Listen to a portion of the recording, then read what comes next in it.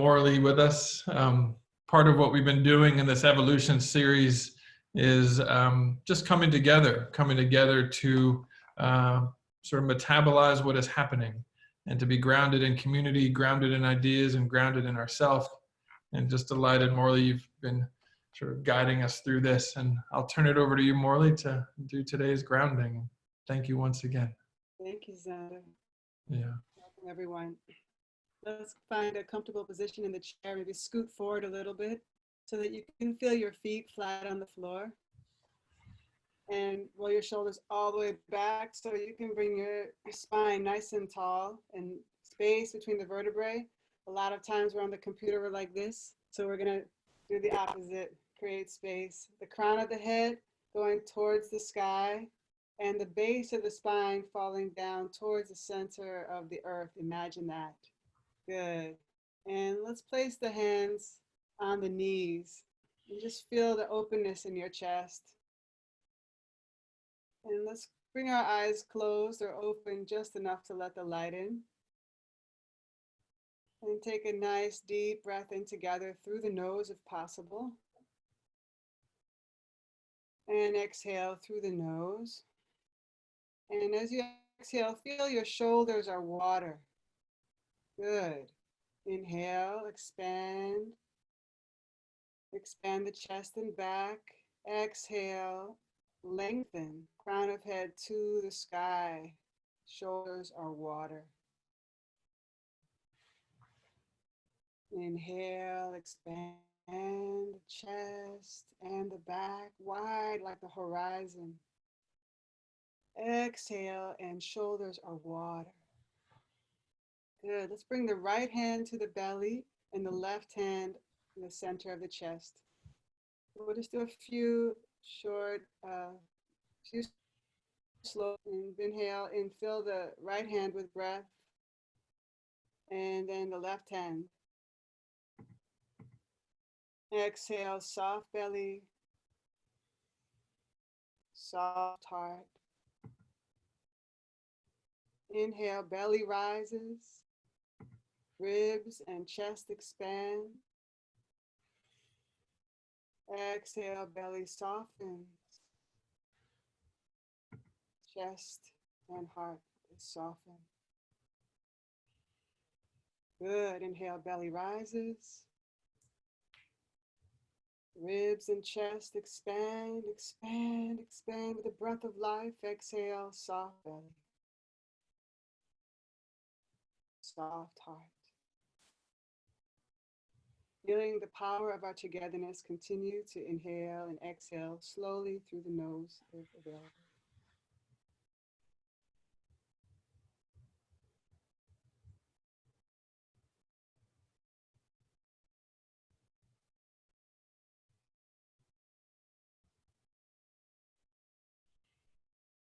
Continuing this gentle breathing. Think of one thing you're grateful for. One thing. Breathe that into the body. Gratitude. Flood your body with gratitude for that one thing.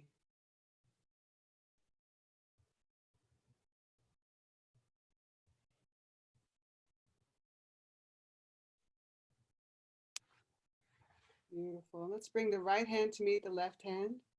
So both hands are over the heart. A simple Thich Nhat Hanh. Inhale, breathing in, I touch my heart. Breathing out, I smile to my heart. Thank you, heart.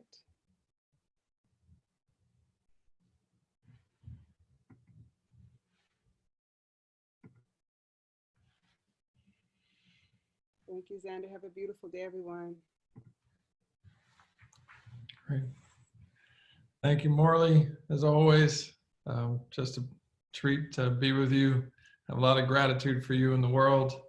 Also just have gratitude for all of you coming together. And it's been an honor to sort of hold this space, to create space and dialogue. It's been wonderful to hear from so many of you that the small group conversations have been very real and personal conversations where we don't have to be pristine and we can be our messy, real selves.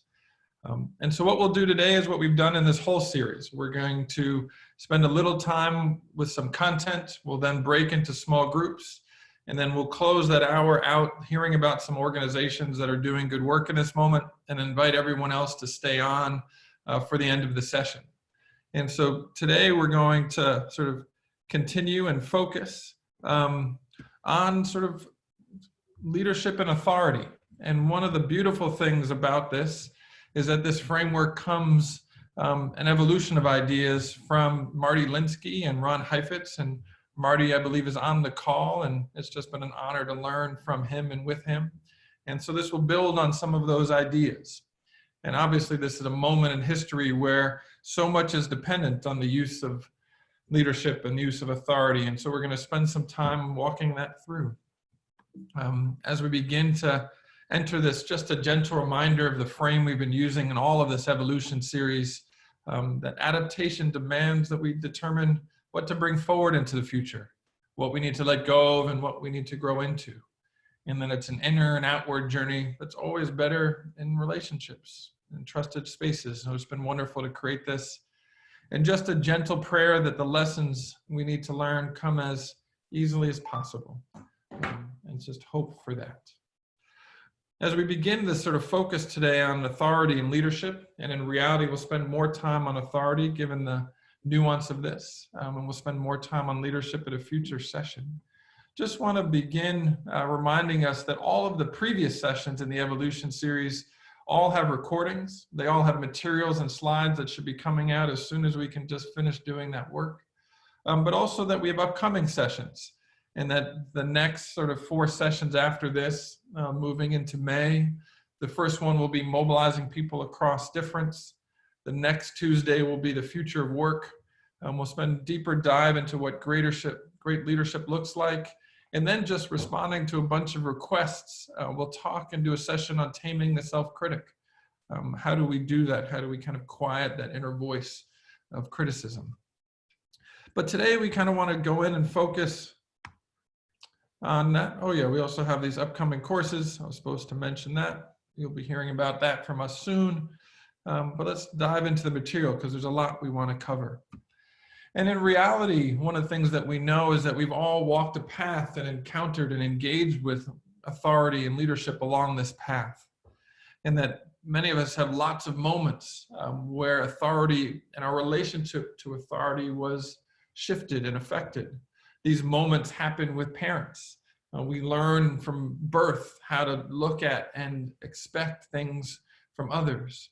The teachers who are with us shaped us in the way we see and engage with the world. Public officials, our bosses, even in relationships, we're kind of shaped in our own relationship to authority. Each of these moments shapes us in lots of ways. And in many ways, the kind of work that we do in these encounters have lots of different experiences that have consequence. When we meet authority and authority figures from the moment we're born, we're meet with a whole bunch of different realities. We meet sometimes, and we're lucky when we meet those with competence. Sometimes we're able to meet people who can really have skill and craft in what they engage. Many of us engage and have seen moments of incompetence or blunders. We've seen moments with authority figures who are incredibly caring. We've seen moments where that has been abusing or harmful to us. There are times when authority figures have sort of been enmeshed with the boundaries with them and us have become too close, or that authority is too far or too distant or just missing all in and of itself. And then in many ways, there's many other forms of authority and we can look at and track these things. But all of our lives are sort of scattered with these moments of engaging with different authorities and their impact and relationship to us. As we sort of begin to understand or unpack this, and in these moments, many often we sort of, especially when we're in kind of our teenage years, we develop different kind of categories of ways that we respond to authority. Some of us learned early on that the way to do it was to partner. How do we partner and follow with authority? Other people learn deference, or to yield and step back and give other people authority. And many of us sort of learned how to rebel. Sometimes we become caricatures where we only know how to do one of these things. We hope that in sort of our response and in times of need and in evolution that we learn what's the right balance of which of these, and these are just three of many others. But these are three of the buckets that we tend to kind of fall into. As we walk through and go further into understanding sort of what our expectations of authority are, we expect many things. We can expect them to deliver kind of meaning to us. We have many expectations of how we want them to show up, of what they will provide. Some of these expectations are overlapping. Some of them are disparate. And we kind of get these big pictures of what we expect our authority figures. If those of you who are running organizations, think about all the expectations on you of what you're supposed to deliver in this job, in this work. Think of the expectations we have for elected officials. Think of the expectations that we had of our parents growing up. Think of the expectations that we have for in our relationships, of what we hope for. And this map of expectations is only the ones that are kind of appropriate or stated out loud sometimes. You can imagine we could lay on top of this all of the sort of implicit or hidden expectations or hopes and dreams that we have on authority from what was failed or didn't happen before. And so we hope these expectations will deliver this mix of things for us. And as we start to look at these expectations and we start to group them, we understand that what we hope for from authority are these very different functions. Direction, kind of where are we headed? What are the horizons we're going after? Order, what are the structures and systems that we'll put in place? And protection, how will we be safe enough for the journey? And what's interesting is we expect and hope for these things no matter what the authority figures are in our life. Whether it be a teacher, whether it be an elected official, a president, a governor, a parent, we expect and hope for these things. And each of us has our defaults. Everyone I've ever met has their one that they kind of go to first. When they face a moment, a crisis, a challenge, there are those on this call who will go directly to, where are we headed? What do we need to do? Many of those people are struggling at the moment when the sort of timeline and expectation and phases of this are not clear. There are others of us whose default is order, where the first thing we try and do is, all right, what's this meeting about? What's the structure here? What are we trying to do? And there's other of us where our default is to make everybody feel safe, which also is challenged in this moment. It'd be good to know what each of our defaults are. It'd be good to know in the same meeting, what is our team, what are our people, what are our children, what are our loved ones need from us? But also, what are the expectations we have of others? This sort of becomes sort of two very relevant questions. What do we need for others to deliver? What are we hoping that our elected officials, our government, our aid packages, those in authority are going to deliver for us? Are those appropriate expectations or not? But equally so for each of us and the authority and the role that we have in our own lives, are we giving the right amount of these kind of functions at the level that is expected? That's in the level of this crisis, that's in the level of this moment. So many of us need to grow into our authority, our ability to deliver on the expectations of others. And the challenge is how do we do that in this moment? For many of us, the way we deliver direction, protection, and order is different than it was 3 months ago. What are the forms that we needed in now become very relevant to us? Part of what we also try and think about is that we understand that this authority is kind of a contract. People will give us power to deliver these things as long as we kind of give them these services. As long as we provide these services to others, they will give us power and influence over them. It's entrusted for that. If we want more power, we should deliver more services. And we think about this equation more actively. But as we think about this scope of authority, what we also understand that some of these expectations are bounded. They're bounded in a set of reasonable ideas of what we can deliver. We could kind of amass them in one central idea of what is our scope of authority. What is the set of expectations we're here to deliver on in our philanthropic, business, communal, family life? What do those scope of expectations differ? How do they differ from a pastor to someone else? In what form? But what we also know about this is as we do this, that this scope of authority is a mix of formal and informal authority. That what people expect of us has some very concrete things that are sometimes formalized in contracts. But so much of this is relational. So much of this is dependent on how we engage in the informal kind of social capital that we're building or expending at some point. Part of what we also know is that it's easy to stay kind of safe, right at the center of those expectations. The easiest thing is to get in the center of those safe and comfortable expectations and to live from there. It's quite different than when we sort of step beyond this line, where we start to disappoint people's expectations and take risks with our relationship and what we do with folks and how we engage. We also know that as we kind of step further out there, we could step way beyond those expectations, so far beyond what people think about us. They don't know what to do with us, or they get frustrated or challenged, or we get killed off. So many of us, sometimes in a flight of purpose or the idea, we sit so far beyond the expectations of others that we can get killed off or blown up. And so we sort of then have the series of choices in these roles of, do we stay safely in the center of the expectations that have existed in the past? Do we go so far beyond them that it blows it up? Or where do we land? And how do we make those choices? How do we make those choices in a crisis? How do we make those choices in the moments we find ourselves now in the needs of our organizations? What we also know is that it's quite different to stay safely at the middle, but what does it mean to dance on the edge of these expectations? What does it mean to do when we change and dance on the edge of what our loved ones, the people we work with and spend time with every day? How do we change the nature of what people expect of us? Sometimes this work requires us to do not just what is expected of us, but what is needed. And how do we discover that? And so this territory of dancing on the edge has lots of consequence, because we're dancing beyond what people have been normalized to or expect of us.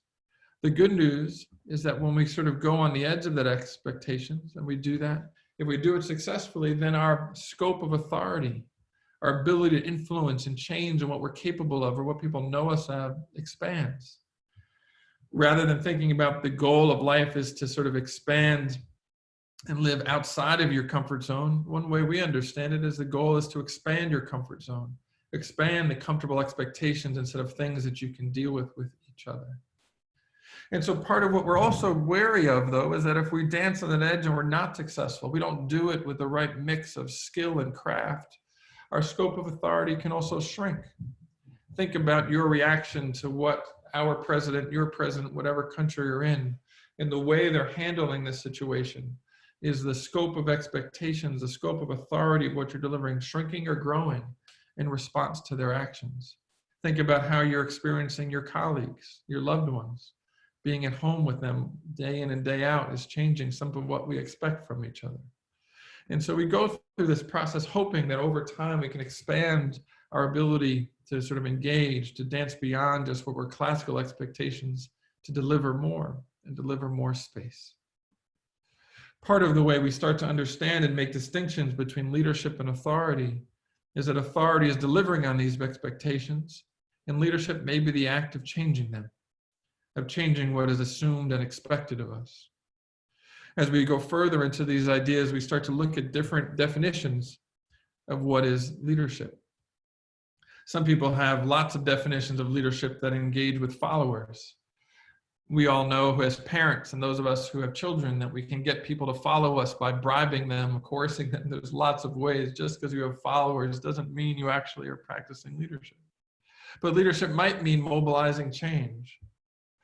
Going into more deeper consequence, it also might mean moving people off of status quo. Leadership might mean moving people off of how they've learned to live their lives, off of what they've been normalized to, off of that set of realities. It also might mean tackling adaptive challenges. It might mean tackling things that people have never addressed or dealt with before, areas where people have not had a competence, where they're actually stepping into risk and unknown territory, where they have to feel incompetence and vulnerability and live through it. The most common definition that I learned and engaged with Marty and Ron was this idea of disrupting your people. How do you move your people at a rate they can stand? And for what purposes would you move them off of their reality? How do you disrupt your people? Not give them what they want, but give them what they need. How do you challenge them, not at a rate that is your rate, but a rate that will move them along at the healthy rate? We talked in a previous evolution series about the challenge of this rate. What if your rate is different from their rate? What if your rate and their rate is different from your stakeholders, your board, your shareholders, your community members? And what if all of those rates are very different than the crisis at hand? And so part of what we're trying to do is begin to honor the challenge of what is leadership work and what is authority. In a very real way, one of the ways we think about leadership is that it's fundamentally changing reality. It's changing the norms and conditions under which we live and exist. It's changing identity in life and lifestyles and the way we engage. So many of you on this call are practicing both authority and leadership. But part of what we understand is that these are different skill sets and different relationships. One way to think and begin to engage in these is trying to understand when is there the prescription for which. When we sort of think about authority, the demands of authority to execute against expectations, against what exists now. A way to understand it, that what we have to do in our healthy, delivered authority roles are to manage what is, to deliver on those expectations. And as we talked about before, that the functions of authority are direction, order, and protection, to define where we're headed, to give us structure, to deliver it, and to make us safe on that journey. And that authority can deliver best practices in some very active ways. Leadership, as we start to understand it in a different frame, are very different demands, activities, and functions. The demand for leadership is to evolve or change the very nature of how things are, to move off of what we've known into some better future or different future. It's about progress and change and shifting what is.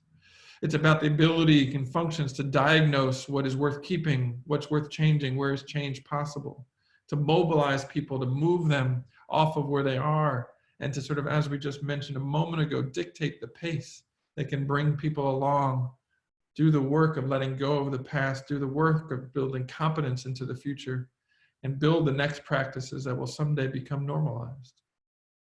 So often we confuse these two, and we confuse them with roles or identities that people hold. We confuse them with what happens in kind of ideas and stereotypes of leadership and authority. And in so many ways, we think of these as practices that anybody can do at any moment, the behaviors, not roles. We think about the enormity of how those are needed right now in this moment. Needed in our politics, needed in our communities, needed in our organizations. We also know, if we go back to that line drawing of the path we walked, how often we've been disappointed by authority, or what our expectations are, or our reactions to them. So many people go to therapy to deal with their relational health between their loved ones and their parents or their children.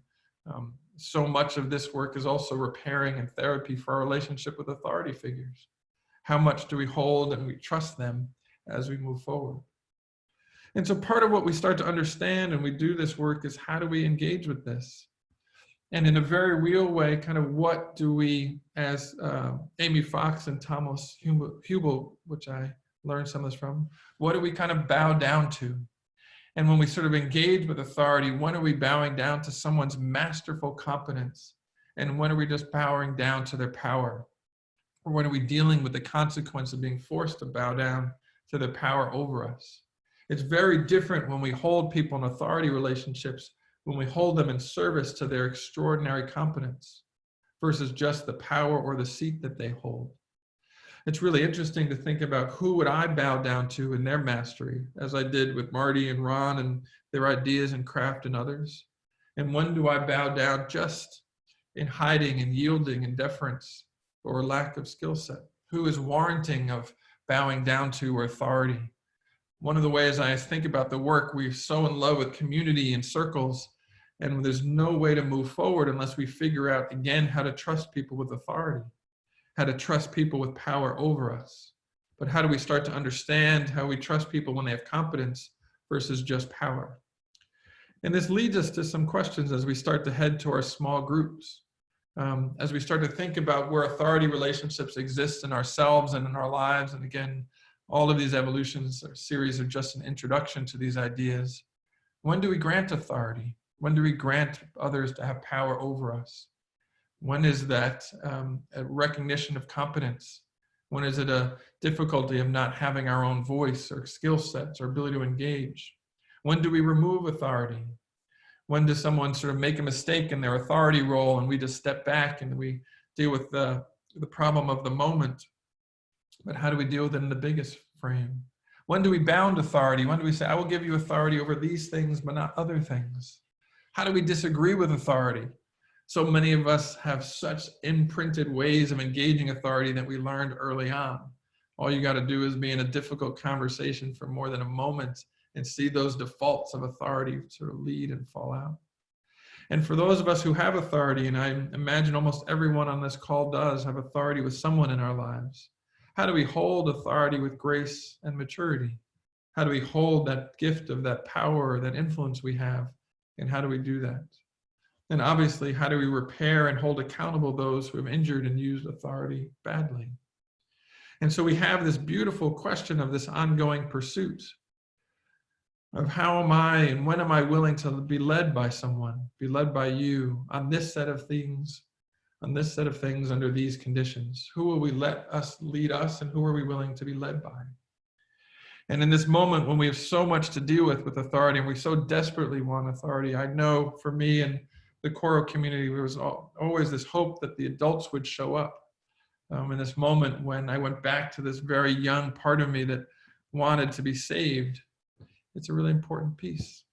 So we're going to move now to our small groups. We'll spend, as usual, about 25 minutes, probably 25 minutes in this. And just ask this sort of question, either on the fold of how do you step into your authority, or how can you help others to do the same? And so I invite you, as we have always in these small groups, to step into these questions. Part of what we've loved about these small groups is that it's a chance just to be ourselves, and just to engage without the need to be perfect or right. But where is your history, or where are you with authority and authority at this moment? So we'll see you back here in a little bit. We will open all rooms, and thank you for exploring these issues of authority in the world, authority within yourself, authority within your work. The small groups should be forming now. You can actively engage with them. Let us know if you need some help. We'll see you in 25 minutes from your small groups. Wonderful conversation, but also sort of introduces a few challenges that I want to come back to in a moment. Just for those who know our practice, we'll spend the next half hour in dialogue, but also wanted to pause and just remind people of sort of two different things. One, an organization that's doing some work at the bottom of the safety net. Rachel, I'll ask you to just talk about that for a moment, but then we'll continue the conversation. Thanks, Sander. Hi, everybody. I would love to spotlight an organization called Lunches for Clinicians. It was started in Denver, and they have expanded to St. Louis, Cleveland, Tucson, and now New York City. If you do have any resources to donate, they are raising money. And part of this whole movement is about partnering with local restaurants and connecting them with healthcare workers on the front line. So love your support, and thank you, everybody. Yeah. You also don't need that organization to do that work. There's just a number of people who are supporting small businesses and small family-owned food operations and sort of healthcare workers and connecting them, and there's lots of ways to do that. So again, let's have you raise your hands. I just want to come back to kind of David's sort of point and question in one frame. Part of what we're looking at and seeing is the enormous need for leadership. But that part of what we start to see when we make distinctions between leadership and authority is how do you practice leadership when you have formal authority, and how do you practice leadership when you don't? And so that becomes to be interesting distinctions. When you have formal authority, you can convene conversations, hold people in a room, as David said, decide who's in and who's out, and force people's attention on something. When you don't have formal authority, the question is how do you organize people in authority to pay attention and see the world differently? Community organizing and that set of skill sets is kind of the most dominant there. I think it's wonderful that people sort of started in their first comments seeing some hope about the leadership that was happening. I think what's also been shared in some of the groups was some disappointment in terms of what's happened, in terms of who's gotten the benefit of federal bailouts, of who's seen the consequence of that. So let's hear some other comments and questions about leadership and authority, your history with authority, what would take for us to trust other people with power in ways that we haven't but might be necessary at this time. Other comments or questions or stories that people want to share, please raise your hand and we can engage the conversation from there.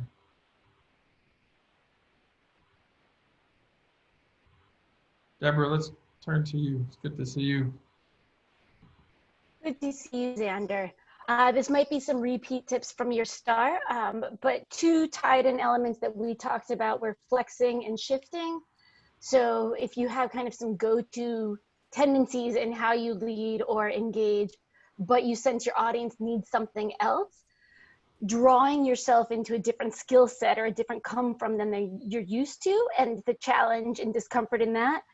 And then the other one is when you believe that you need to go somewhere in order to bring an institution, getting that buy-in from other people. So that's a little bit what you were saying a moment ago. Sometimes what's needed is leadership or authority, but maybe you don't have that officially. So we're talking just about that challenge and the stretch and the getting others to receive it well. Yeah. Well, there's a lot in what you just said, Deborah. Part of it, as always, you have multiple questions and frames to reference.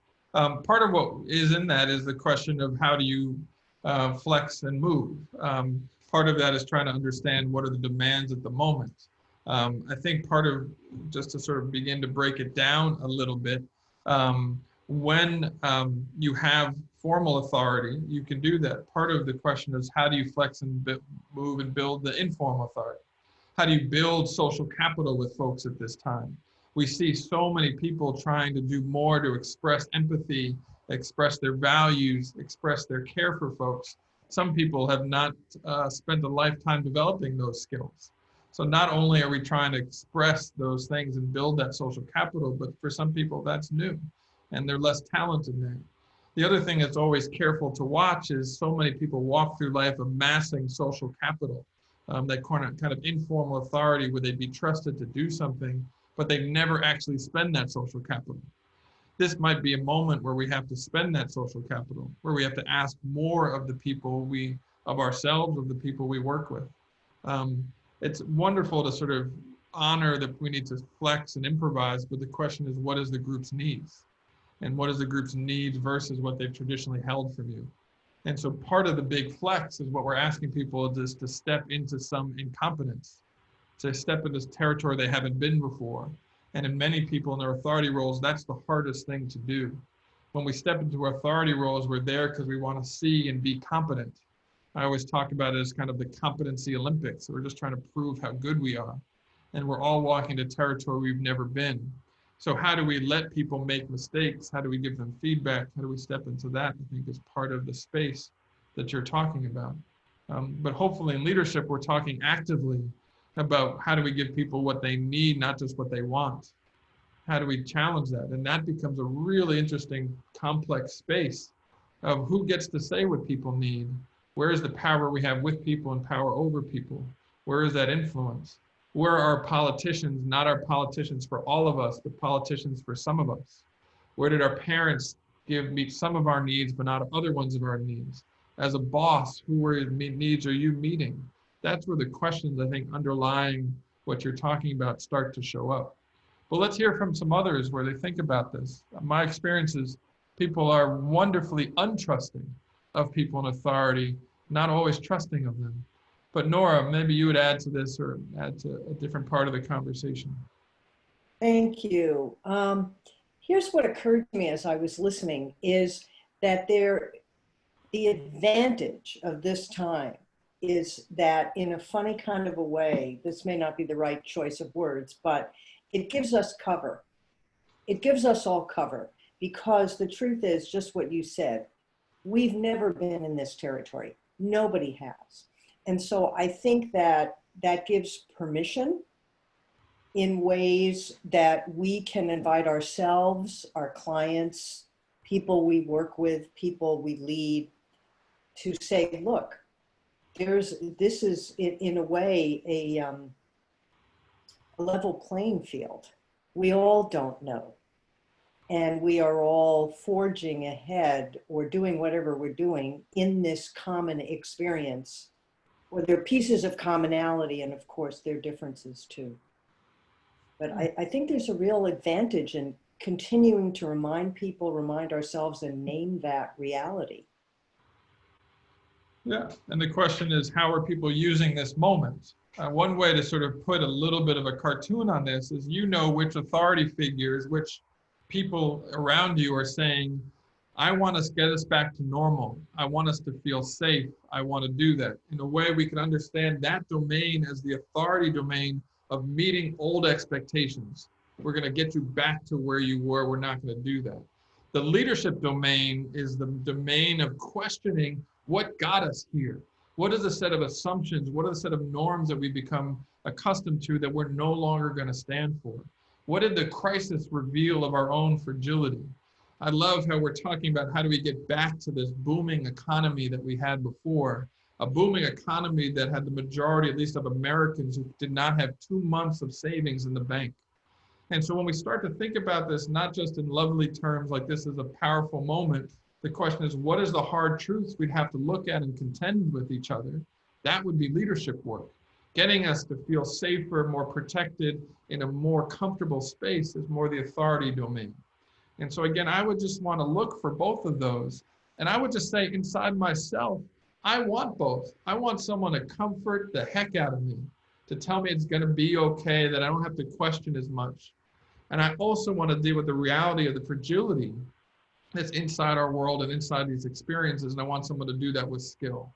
And so I feel inside of me the need for both of those. And I am so easily seduced, as many of us are, from authority figure telling us it's simpler, more comfortable, more capable than the reality we may be facing or what this crisis might reveal. Joanne, let's come to you next. Let's get some other opinions and thoughts on this. Thank you. So one of the things that's been coming up a lot for me and was present in our conversation is sort of, if you will, sort of horizontal threads running through this, which are accountability and proximity. And I think one of the things that we're seeing in the US at least is there's a lot of trust at much more local levels. There's trust in local media. I mean, I work with media teams across the country, and local TV stations are seeing an upsurge in engagement with their audiences. I think about, you know, the various entities to which I pay taxes in New York State, and it's actually my village of 9,000 people and my mayor who I trust because she understands our situation. So I also wonder if part of what's happening globally is a different understanding about how proximity can breed trust, and then what that means for leadership and authority in, you know, in countries and globally. So Yeah. That's my question statement. Yeah, no, there's a lot in there. I think there's such beautiful things happening at a local level. And when we can feel and touch and understand the impact of our work and our shared humanity, people are willing to engage. We're willing to give power to each other. And that's beautiful. At the same time, part of the reason we're in this crisis is a big idea to me. What we're learning is that if we optimize all the pieces, if we make those local pieces work, it doesn't mean the whole system works. Right. And so how do we understand the lessons learned that you're talking about how do we engage and make personal and human those connections, but how do we lead at a global place? That to me is one of our universal challenges or the lessons of this. If we don't understand how to lead and have authority at some scale, how to retrust people with power, if we think about how each of us are so good at withdrawing power from someone else, right? What would it take to reinvest power in someone or allow them to influence us? How do we hold people hostage for making a small mistake and not allowing the discourse to happen on the whole? So yes, I want to fall in love with what's happening locally and take the lessons of that, but I also don't want to be seduced into thinking that's sufficient for the system issues that we have. Those communities that are rallying together that feel like we've got this also tend to be communities that have had more resource and access. If you look at where the fragility is in different communities, what leadership does that call for? So yes, let's honor the local, but let's ask ourselves harder questions about how do we do with a larger politic. Other questions? You look at this screen, you look at all of these beautiful people who learned authority from such specific people. I mean, I just am amazed and curious how each of you kind of danced with what you learned for how to react to authority. If I think about that circles that laid out, who are the people who've learned to partner really well with authority? Who are the people that in deference yield authority and go on some other person's journey, and where are the rebels? And which ones of us have dexterity for those in the same moment with the same politicians, with the same kind of people in our system? Again, interesting to think about. Other comments, other questions, other ideas that you want this community thinking about? Part of what's been wonderful is to wrestle with ideas and not have pristine ideas surface. If you think about the leadership and authority that will be needed for the next 2 years, if you think about what it would take from you to help that happen, or for us, what kind of questions or ideas come up? I don't quite know how to raise my hand. This is my first time at one of these conversations. Thank you so much. Great. For having me. We'll find it. Wonderful. Wendy Wolfson sent this to me, so thank her too.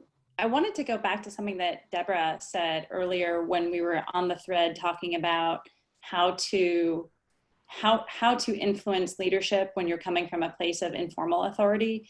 And this ties to David Savage's comments about using the both and to the comment I just wrote to everybody about the overlap between this aspect of the adaptive leadership conversation and the polarities framework, which some of you may be familiar with.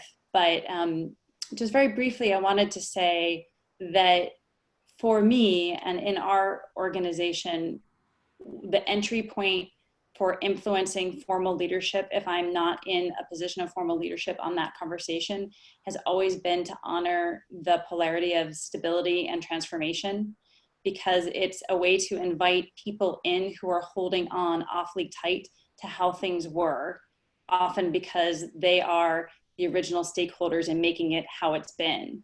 And if you are able to invite people into a conversation in which you can authentically say, here are the important things to preserve from what the benefits of how you've been doing it are, and we need to add these things to it, because if we go too far into overuse of only using one of these poles, we're gonna dip into the downsides. It's a very non-threatening way to have people see both sides and integrate them, and to kind of make, if you're familiar with the term, make subject object, even if that's not their natural operating place. And in fact, I'm a partner at a law firm. I'm also a leadership coach and a teacher part-time, but that was actually how we were able to embark on our governance review and redo of our succession planning and leadership election model. And it really opened doors. Again, there's a lot in what you just said, Betsy, so thank you. And I'm sure that the way you demonstrate leadership and authority is different in your law firm, in your coaching, and in your teaching. And so part of what we also understand that it's relational. And for those who don't know subject-object relations, it's kind of a framing idea of psychology, that what we're doing is taking the things that subject us, that influence us, and we're taking them out of ourselves as objects that we can then look at and have a different relationship with. So one way to think about leadership work is that. I think it would be wonderful, and I think Betsy's right in one hand, and then I'm going to disagree with Betsy, that when you say, what are we going to preserve, that's a beautiful way to engage in conversation, and what do we need to add? That sounds lovely. But part of what the work of leadership is not just getting things that people can agree to. Part of the work is saying, what are we going to have to let go of? What is the subject-object relationship of your blind spots, of what you can't see and what you can't handle, and how do you do that? And so how do we hold those spaces? One of the ways that we think about leadership. You want to say something, Betsy? I just wanted to say, I was trying to be brief, and so then did not say that piece, but fully agree. I think, you know, and this is a struggle, a challenge that I engage in my own professional life as well. The core principle of adaptive leadership being one around building capacity to manage through loss is incredibly powerful and very, very important. And in many organizational cultures, a little hard for people to receive when you tell them that's what you're doing. Like, I find it fascinating, and I would love to convene a meeting at my, in the legal profession, in which we come with open arms, this idea of sort of adaptive challenges as a way of evolving, therefore preparing for loss and resilience and thriving through that.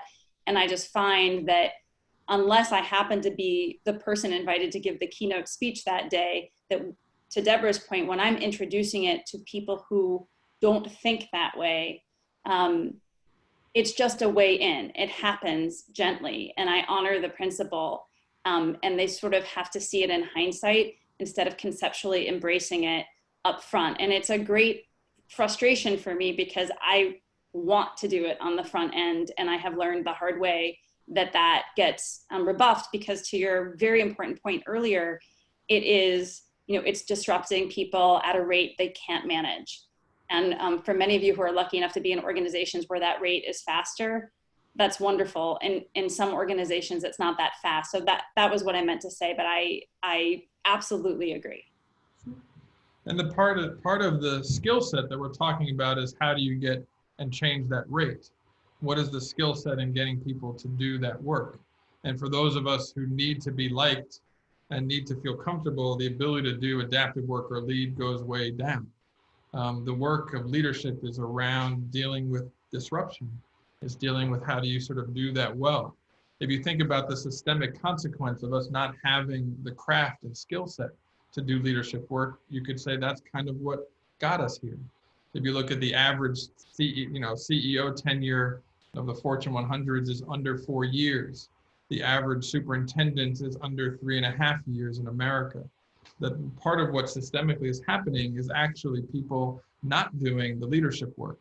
And it's a little case in point that, as Betsy said and demonstrated, in a short amount of time, I wanted to talk about the easier stuff, the inspiration stuff, not the harder stuff. And that's what we're trying to sort of figure out. How do we model together? And I think in this moment, there's incredible opportunity for us to reframe the conversation. And when do we use language and share tools to do that? And when do we come in with blunt force?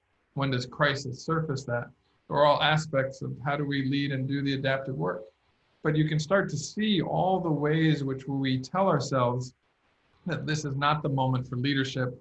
This is the moment to continue the old system and have that keep going.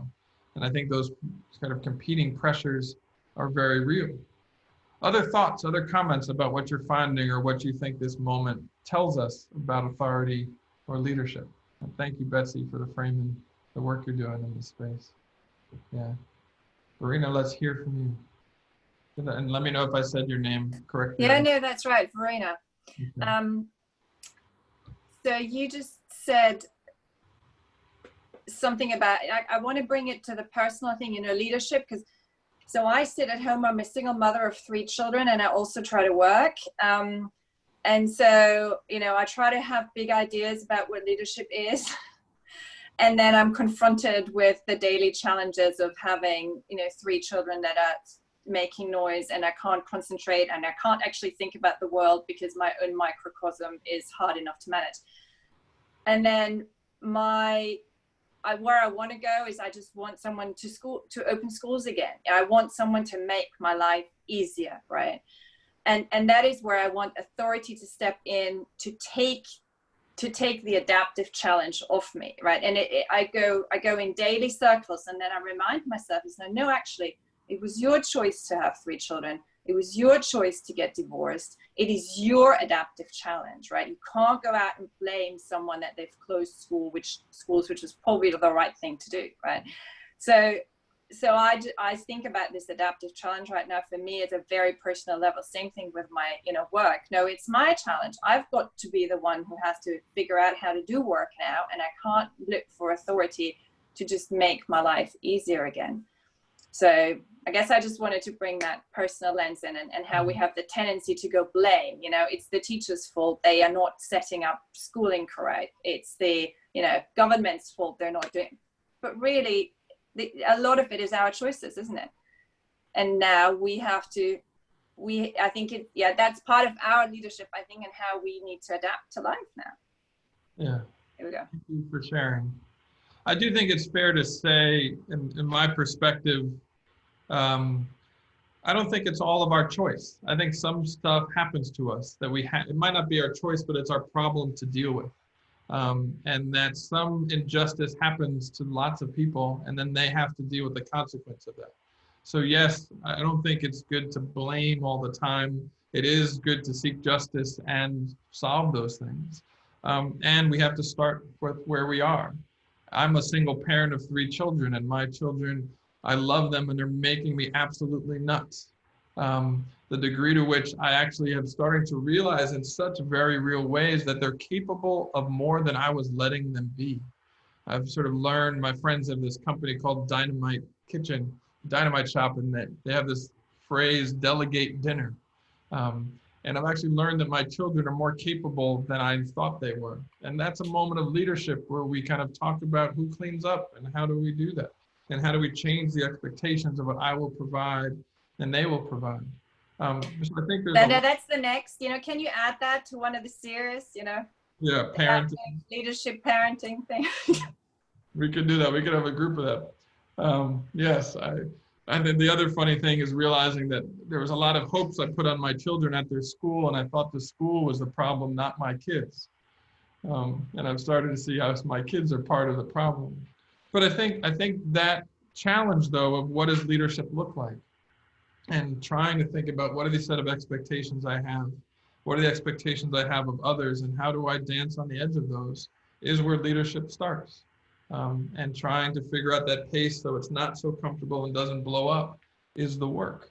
Many of us are dealing with how do we help our aging parents sort of navigate this space, or others. And that's leadership work, to sort of figure out what are we going to look at together and what are we going to avoid. And yes, from my children appropriately, same way as me, want some adult to come in and save and make it safe and clear and get them back in school. And that savior freedom and the hopes and dreams that I put on Mario Cuomo as my governor are somewhat justified because he's doing some good things, and some of the things and decisions he's made have been awful, I think, and what the consequence has been. And how do I hold that duality of when do I partner, when do I defer, and when do I rebel is the work.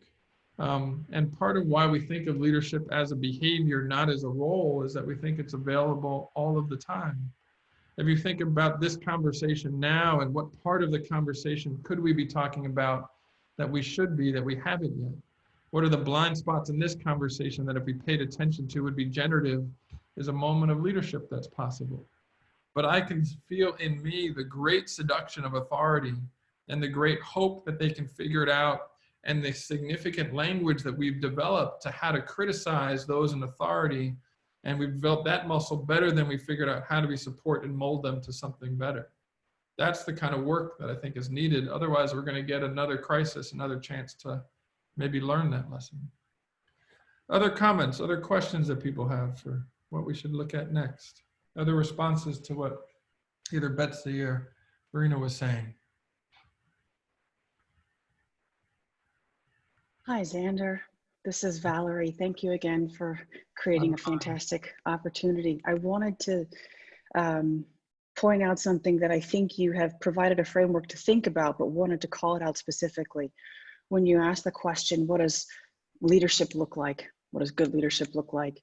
In some ways, it presupposes that we found it, that we've seen it, or that we've been able to see it. And for those who haven't, constructing what good leadership looks and feels like without having seen a role model can be really daunting and challenging, because you're literally building the road for yourself to walk on and for others to follow behind or along with. And so what in particular would you present for folks who have not yet or currently don't see examples of leadership that they wish to follow out in the world? What should those who have to construct their own model of leadership not just do, but also lean on when you're doing the hard work of digging, right? Digging the path, right? Paving the road, as well as trying to bring people along. Yeah. Great question, and such a need to kind of see it. I mean, I find some of this work is just a fight for optimism and just a desire to see those examples again and again. I think in many ways, there are many more examples than we sometimes are sensitive to.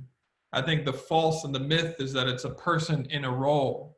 And part of what we're trying to do in this framework is say, no, it's an action or an activity done by a person in a moment. And so my sister, who fights for my parents to understand what the risks are to them and their family, and talking about that's an act of leadership. When she raised and sort of pushed back on my racist cousin at Thanksgiving was an example. When we see people changing the reference of how we're talking about it, when we understand that reopening cities is not just a vote or talking about capitalism, it's talking about where does the burden of this fall on whom, is an act of leadership. When we see CEOs who are sacrificing, I was working with a CEO of a large food company. There's two very different examples. One has does a lot of public statements, kind of talking about essential workers, and the other is in the factory floor helping the soup kitchen materials go to them himself. So I think there are lots of examples of people who are shifting the reference and frame of what we're talking about, getting people to look at reality that are examples that give me wide optimism. But when we conflate it with a role and we don't create it with an activity, I think we fail. If you think about the work in America that's been done in the last 7 weeks on freeing and shifting the prison conversation, that there have been tens of thousands of people who were unjustly kept in the system, who the people behind that movement had their own needs at home, their own families in crisis, and yet said this is a political moment that calls on me more than my comfort. I think those are moments of leadership. I actually think there's a lot of them when we look for them. And when we look for them in that frame, not a characteristic kind of traditional stereotype. But I'm curious, other examples that people have seen that they could talk to that are acts of leadership or examples of it. Anyone want to share one before we close out this session?